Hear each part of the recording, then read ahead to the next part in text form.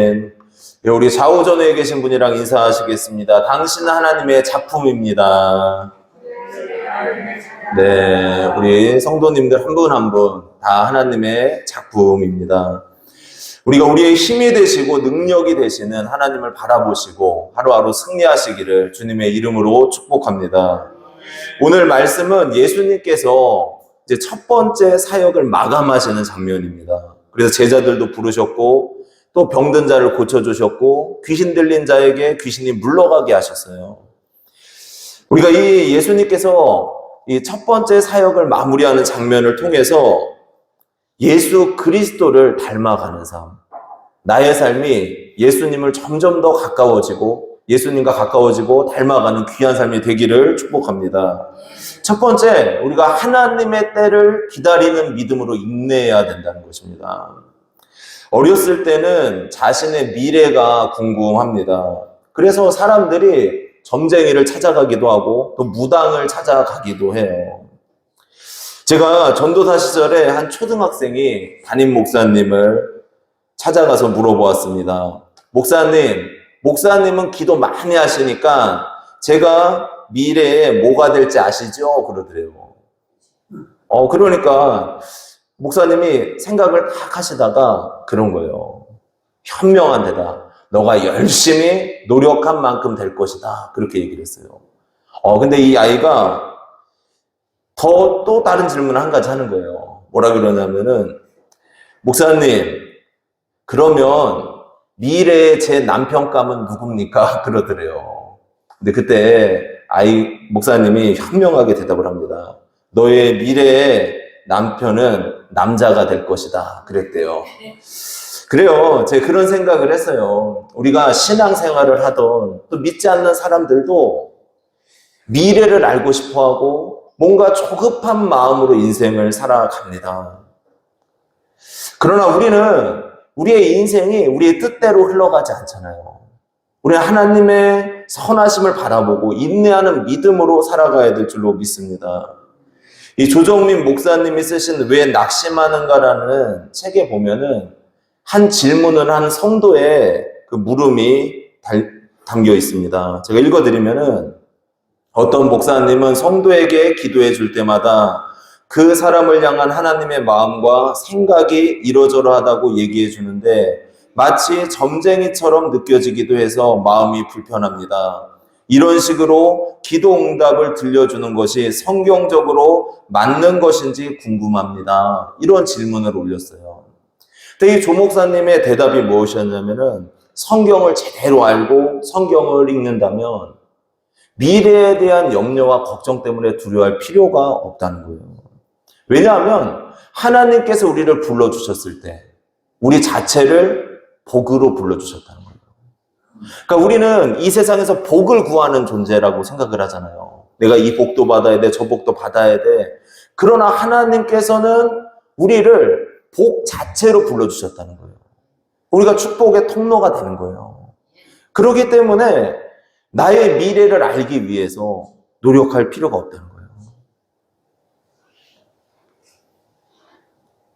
미래를 알기 위해서 점치는 인생이 아니라 하나님이 나와 함께 하심에 감사하는 인생을 살아가야 될 줄로 믿습니다. 바로 이 표현이 그거예요. 하나님께서 우리의 인생 가운데 함께 해주신다는 거예요. 선하신 아버지의 손길이 우리를 붙들고 우리를 이끌고 가신다는 겁니다.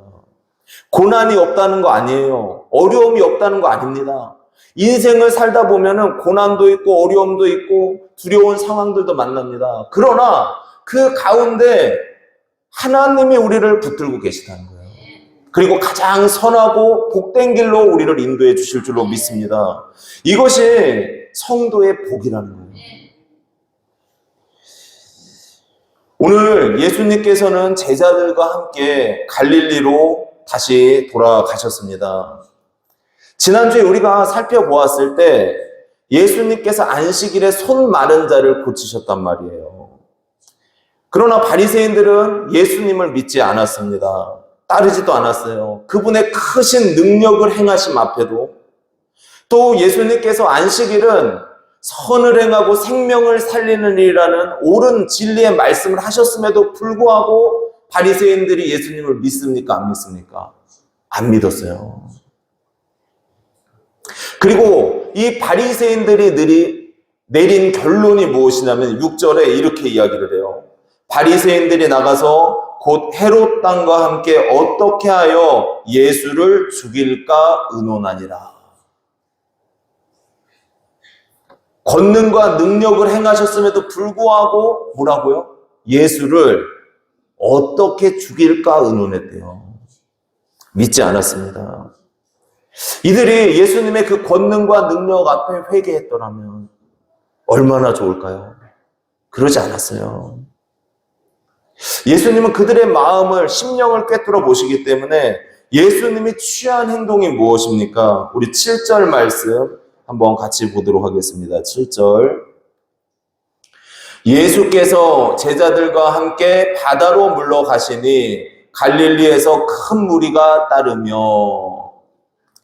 예수님께서 바다로 물러가셨다. 갈릴리로 가셨다는 거예요. 여기서 물러가시다라는 표현은 피해 가셨다는 거예요. 그러면 생각할 때 그래요. 아니 예수님께서 자신의 생명을 잃을까 봐 두려워서 도망가셨나? 예수님께서 자신의 생명을 잃을까 봐 걱정돼서 도망가셨을까? 이렇게 생각을 할 수 있습니다. 아니죠. 예수님께서는 자신의 사명을 분명히 아셨습니다. 십자가를 지실 때에도 십자가 앞에 하나님 앞에 고민하면서 기도드렸지만 그러나 십자가를 회피하시진 않으셨어요. 묵묵히 십자가를 지고 걸어가셨습니다. 인류를 사랑하는 마음으로 십자가를 지고 가셨어요. 그러다면 예수님께서 왜 그 자리를 피하여서 갈릴리로 다시 돌아가셨을까요? 그 이유는 하나님의 때가 이르지 아니했기 때문이라는 거예요. 하나님께서 정하신 기한이 있습니다. 그 때가 이르지 아니했기 때문에 예수님께서는 1차 사역을 마무리하시고 또 바리새인들이 죽일 의논을 하고 있을 때 그때 예수님께서는 갈릴리로 잠시 피하여서 가셨음을 성경은 증거합니다. 이것은 무엇을 나타내는 것입니까? 예수님께서 이 땅을 살아가실 때 조바심으로 살아가는 것이 아니라 하나님의 때에 맞춰서 하나님의 선하신 인도하심을 구하면서 하나님의 뜻대로 자신의 인생을 살아가셨음을 증거하는 거예요. 우리가 잘 아는 요셉의 인생을 한번 살펴보시면 어떻습니까? 요셉이 꿈을 꾼 다음에 좋은 일이 생깁니까? 행복하게 살았어요? 아니에요. 형제들에게 버림받고 부모를 떠나게 되고 그리고 종살이를 하게 되잖아요. 그런데다가 엎친 데 덮친 격으로 감옥에까지 갇히게 돼요. 아니 하나님이 주신 꿈을 꾼 것 같은데 자신의 인생에는 고난만 있는 거예요. 이게 뭐예요? 하나님 믿는데. 요셉이 나중에는 하나님의 은혜 가운데 총리가 되잖아요. 여러분 총리가 된 것 복 받은 거 맞습니까? 애굽을 다 다스리는 총리가 된 것 복 받은 거 맞죠? 그러나 요셉이 감옥에 갇힌 건 복입니까? 아닙니까? 복이에요. 요셉이 종살이한 건 복입니까? 아닙니까? 복이에요. 왠지 아세요? 하나님이 요셉과 함께 하셨다 기록하잖아요. 함께 해주셨대요. 그러니 옥에 갇혀 있어도 또 종살이를 해도 또 총리가 되었어도 다 복이었단 말이에요. 하나님이 함께 해주시는 인생이 가장 복된 인생이라는 거예요. 어떻게 보면 우리는 우리 앞에 5분도 알지 못합니다. 하지만 이런 모든 상황 가운데 우리와 함께 하시는 그 하나님을 바라보시길 바랍니다. 낙심하지 말고 선을 행하고 하나님의 선하심을 구하면서 나아가면은 하나님께서 우리의 기도 가운데 역사하시고 응답해 주시고 우리를 가장 복된 길로 인도해 주십니다. 그러니까 우리는 믿음으로 인내하는 거예요. 믿음으로 마지막까지 예수님의 십자가 붙들고 어떠한 고난과 역경이 오더라도 주님께서 저를 도우실 줄 믿습니다. 하나님께서 나와 함께 하실 줄 믿습니다. 이 믿음으로 승리하는 우리가 되기를 주님의 이름으로 축복합니다. 그리고 두 번째로 긍휼로 필요를 채우시는 주님께 간구해야 된다는 거예요. 인생을 살아가면서 참 감사한 것은 하나님께서 가장 필요할 때 나의 삶을 채워주시더라는 거예요. 제가 옥천 구음교회라는 곳에서 사역을 감당할 때 처음에 이제 전도사로 단독 목회제를 처음으로 간 거예요. 근데 그때 뭐 짐도 없어요. 그냥 이불이랑 옷 몇 가지 다 어깨에 메고서 시골로 확 들어간 거예요. 방은 헝해요. 가구도 없고 아무것도 없어요. 가스레인지도 있었나 없었나 기억도 없고 아무것도 없는 거예요. 그냥 들어갔는데 첫날 밤 자는데 잠이 안 와요. 왜냐하면은 어떻게 살아갈까 그 걱정이 되는 거예요. 또 교회에 성도님들이 계셨는데 연세도 좀 있으셨지만 다 초신자신 거예요. 거의 다. 그러니까 여기서 내가 어떻게 삶을 살아갈 수 있지? 내 생계를 유지할 수 있지? 농사를 지어야 되나? 별 생각을 다 하고 잠이 잘 안 와요. 근데 놀라운 것은 무엇이냐면은 하나님께서 그곳에서 채우시는 거예요. 가고 싶은 곳, 먹고 싶은 것, 또 입는 것, 하나님이 다 채워주세요. 그래서 하나님은 정말 공급해 주시는 하나님이시구나. 능력의 하나님이시구나. 이것을 느끼게 되었습니다. 더군다나 결혼도 하게 하셨잖아요. 거기서. 그때 제가 학자금 대출을 갖고 있었거든요.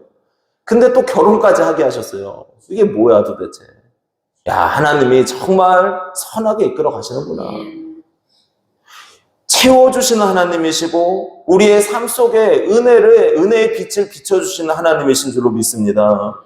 이곳에 와서도 마찬가지예요. 하나님께서 제가 교회 그 울타리 너무 하고 싶어 했거든요. 담장이 넘어가려고 그랬어요. 하나님, 저 담장 하고 싶은데 어떻게 합니까? 그런데 어느 날 제가 전도 청년으로 있었던 교회에서 그 부목사님을 하셨어요. 그분이. 근데 다른 교회 부목사님으로 가셨는데 연락이 온 거예요. 이거 울타리 뭐 필요한 거 없냐고 교회. 그래서 목사님 있어요. 우리 교회 울타리가 무너지려고 그러는데 좀 해주셨으면 좋겠어요. 그랬더니 사진을 찍어 보내래요. 찍어 보냈습니다. 원래는 한 일주일인가 2주 정도 기다려야 그 헌금을 보내주신다 그랬는데 이틀 뒤에 바로 왔어요. 울타리가 아니 어떻게 울타리가 다 넘어가려고 그러냐고 그 장로님들이 걱정이 돼가지고 빨리 보내야 된다고. 그래서 제가 그런 생각이 들어요. 하나님이 놀랍게 채우시는구나.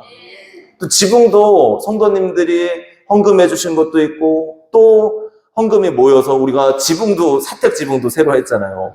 이제 비가 안 새요. 감사합니다. 그 비 새는데 막 이상하더라고요, 마음이. 이제 비가 안 새서 너무 감사해요. 그래요. 오늘 예수님 앞에 수많은 무리들이 나왔대요. 수많은 무리들이. 8절에서 10절까지 말씀 우리 같이 읽겠습니다.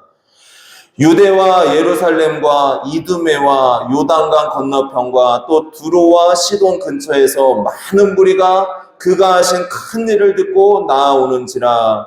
예수께서 무리가 애워싸 미는 것을 피하기 위하여 작은 배를 대기하도록 제자들에게 명하셨으니 이는 많은 사람을 고치셨으므로 병으로 고생하는 자들이 예수를 만지고자 하여 몰려왔음이더라. 아멘. 그러니까 유대와 예루살렘뿐만 아니라 이두메 요단강 건너편 두로 시돈, 그러니까 동서남북 모든 곳에서 사람들이 예수님을 만나라고 왔다는 거예요. 예수님의 병 고치는 능력과 은혜에 대해 소문을 들었을 거 아니에요. 그러니까 이 사람들이 다 예수님 앞에 몰려왔습니다. 성경 주석을 보면은 사람들이 이렇게 몰려온 것에 대해서 세계 복음의 전초기지였고 세계 복음화의 시초였다 이렇게 표현을 합니다. 그러나 저는 그것보다는 예수님께서는 능력을 행하시며 사람들의 필요와 약함을 채워주셨다는 거예요. 예수님 앞에 그 수많은 무리가 몰려드니까 예수님이 배를 한 대 대기시키라 그래요. 그리고 바로 타고 살짝 뗄 수 있도록. 왜냐하면 사람들이 막 몰려왔는데 인산인해를 이루고 서로 예수님의 몸에 닿으려고 막 부딪혔다는 거예요. 그러니까 예수님이 배를 타고 조금 띄울 수 있는 그러한 여유를 보셨던 거죠. 그런데 예수님께서 그 많은 무리가 왔을 때 어떻게 했습니까? 이 많은 사람을 고치셨으므로 그래요. 감기나 간단한 질병이 아니었어요. 자신에게 있는 중병이었고 고질병을 가진 사람들이 예수님께 나온 것입니다. 그런데 예수님께서는 그들의 약함과 연약함과 부족함들을 아시고 치료해 주신 줄로 믿습니다. 외면하지 않으셨어요. 필요를 채워주셨다는 것입니다. 성도는 어떤 존재입니까? 하나님의 사랑받은 자녀예요. 여기 계신 한 분 한 분이 하나님의 사랑과 십자가의 은혜를 받은 하나님의 자녀인 줄로 믿습니다. 그리고 하나님께서는 그 사랑하는 자녀들을 채워주신다는 거예요. 마태복음 11장 28절을 보면은 수고하고 무거운 짐진 자들아 다 내게로 오라 내가 너희를 쉬게 하리라. 베드로전서 5장 6절 7절을 보면 그러므로 하나님의 능하신 손 아래에서 겸손하라. 때가 되면 너희를 높이시리라. 너희 염려를 다 주께 맡겨버리라. 이는 저가 너희를 권고하심이니라. 아멘. 모든 무거운 짐을 다 주님 앞에 맡기래요. 또 더군다나 너희의 염려를 다 주께 맡겨버려라. 하나님 앞에 힘든 일, 지친 일, 너무 고통스러운 일이 있으면 우리는 하나님 앞에 다 맡겨야 됩니다. 그러면 하나님께서 우리를 권고해 주신대요. 우리를 생각해 주시고 우리를 기억해 주신다고 말씀을 하고 있습니다. 하나님이 기억해 주신다는 건 무엇이냐면 하나님께서 우리의 필요를 알고 계시다는 거예요. 채워주신다는 거예요. 요즘에 꽃들이 이제 막 피기 시작하잖아요. 오다 보니까 개나리 꽃도 피고 목련도 피고 벚꽃은 아직 안 피었고 근데 꽃들이 필 때 보면은 너무 아름답고 예쁘잖아요.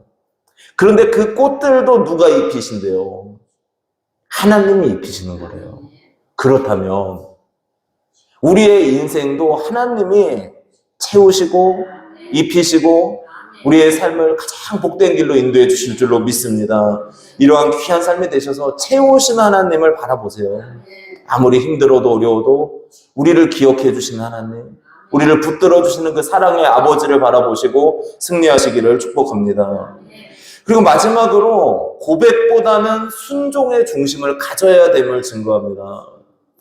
성경에서 항상 말씀 앞에 순종하는 것, 성령께서 감동을 주시고 하나님께서 감동을 주시고 선지자가 주의 말씀을 증거했을 때 순종하는 삶을 하나님은 최고의 가치로 두세요. 최고의 마음으로 두십니다. 그래서 순양의 기름보다 순종하는 그 마음의 중심이 더 중요하다고 말씀을 해요. 우리의 삶이 이렇게 하나님 앞에 순종하는 귀한 삶이 되기를 축복합니다. 오늘 11절, 12절을 보면은 더러운 귀신들이 예수님이 어떤 분인지에 대해 고백하는 장면이 나옵니다. 우리 11절, 12절 같이 읽겠습니다. 더러운 귀신들도 어느 때든지 예수를 보면 그 앞에 엎드려 부르짖어 이르되 당신은 하나님의 아들이니이다 하니 예수께서 자기를 나타내지 말라고 많이 경고하시니라. 아멘.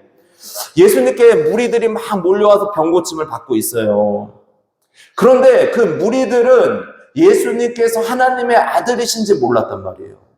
그러나 영물이었던 귀신들은, 더러운 귀신들은 어느 때든지 예수를 보면 엎드려서 당신은 하나님의 아들입니다 그랬단 말이에요.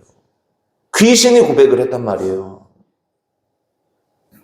그러니까 악한 영적 권세들도 그 터져나오는 입술에서 예수 그리스도가 하나님의 아들이심을 고백할 수 있다는 거예요.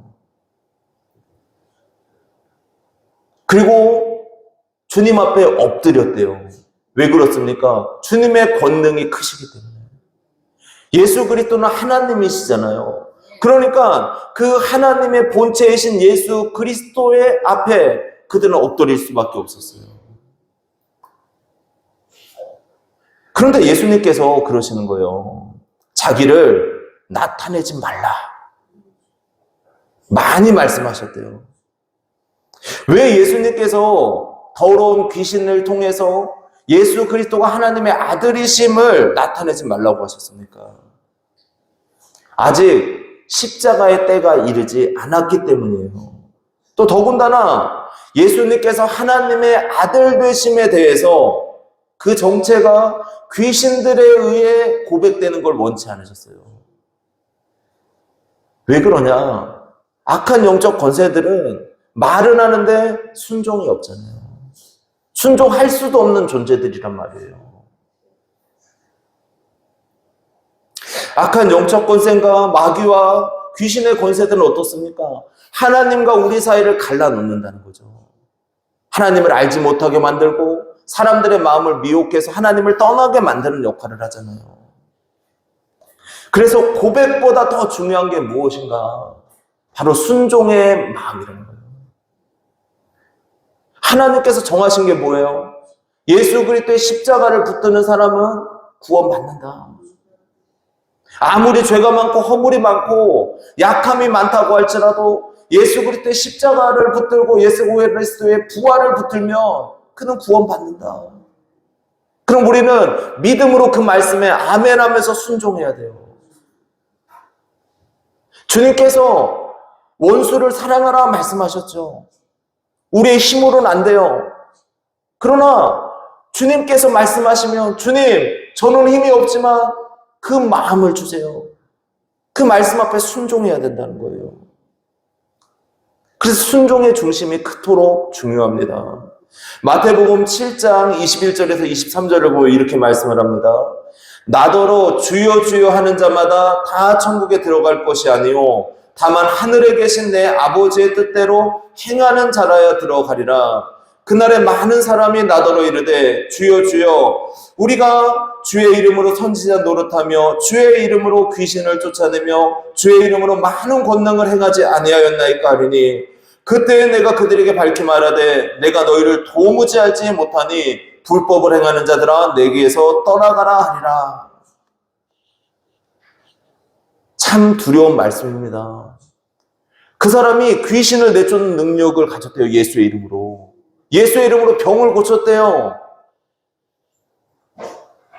많은 능력을 행했대요. 그런데 하나님께서는, 주님께서는 그들 모른대요.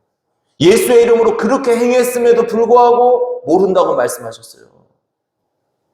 무섭지 않습니까? 주여 주여 하는 자마다 다 천국에 들어가는 게 아니래요. 아버지의 뜻대로 행하는 자가 천국에 들어간다. 이건 뭡니까? 아버지의 뜻은 예수 그리스도의 십자가를 끝까지 붙드는 믿음이에요.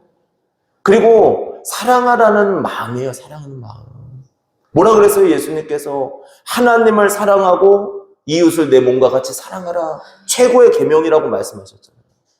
그러니까 사랑의 그 중심을 붙들고 순종하며 살라는 거예요. 여러분, 성령님께서 우리 가운데 임하시고 역사하시잖아요. 그러면은 우리 가운데 사랑의 마음을 주십니다. 긍휼의 마음을 주세요. 어떤 사람에 대해서. 그래서 그 사람을 믿고 너무 싫어요. 그럴 때 있잖아요. 사람이니까. 우리가 안 그럴 수는 없잖아요. 그런데 우리가 계속 기도하다 보니까 성령께서 그러시는 거예요. 그에게 긍휼을 베풀어라. 사랑으로 그를 대하라. 그래요. 그럼 그때 주님, 제 힘으로는 할 수 없지만 주님 힘 주세요. 사랑할 힘을 주시고 용서할 힘을 주시고 긍휼히 여길 힘을 주시옵소서. 그때 순종해야 된다는 거. 우리가 이 고백보다 더 중요한 게 주님의 말씀 앞에 순종하는 그 중심인 줄로 믿습니다. 이 중심을 놓치지 마시길 바라요. 이 땅은 빨리 흘러가고 짧습니다. 이 순종의 중심을 놓치지 아니하시고 승리하시기를 주님의 이름으로 축복합니다. 오늘 그래서 세 가지로 말씀을 드렸습니다. 하나님의 때를 기다리는 인내의 시간이 필요하다는 거예요. 하나님께서는 가장 선하신 분이시고 하나님의 자녀들을 선하게 이끌어 가시잖아요. 근데 그때 우리가 마지막까지 인내하면서 기다리고 선을 행하고 주님의 사랑으로 살아가면 하나님께서 놀라웠게 은혜로 거두게 하실 줄로 믿습니다. 그리고 두 번째로 예수님께서 그 많은 무리들을 고쳐주세요. 필요를 채워주셨단 말이에요. 그들을 긍휼히 여겨주시고 불쌍히 여겨주시고. 그럼 우리도 마찬가지입니다. 하나님 앞에 긍휼히 여겨주옵소서. 채우시는 그 하나님, 우리가 기도할 때 우리의 기도 가운데 역사하시는 그 하나님 바라보시고 채우심의 하나님을 신뢰하고 승리하시기를 바랍니다. 그리고 마지막으로 귀신들도 안 돼요. 고백한대요. 그러나 고백이 아니라 순종의 중심이 더 중요해요. 그래서 우리가 말씀대로 살아가기를 힘쓰시고 또 무엇보다 하나님 사랑, 이웃 사랑의 말씀을 꼭 마음에 새기시고 승리하시기를 주님의 이름으로 축복합니다. 기도드리겠습니다. 이 시간 우리 마음 모아서 기도하실 텐데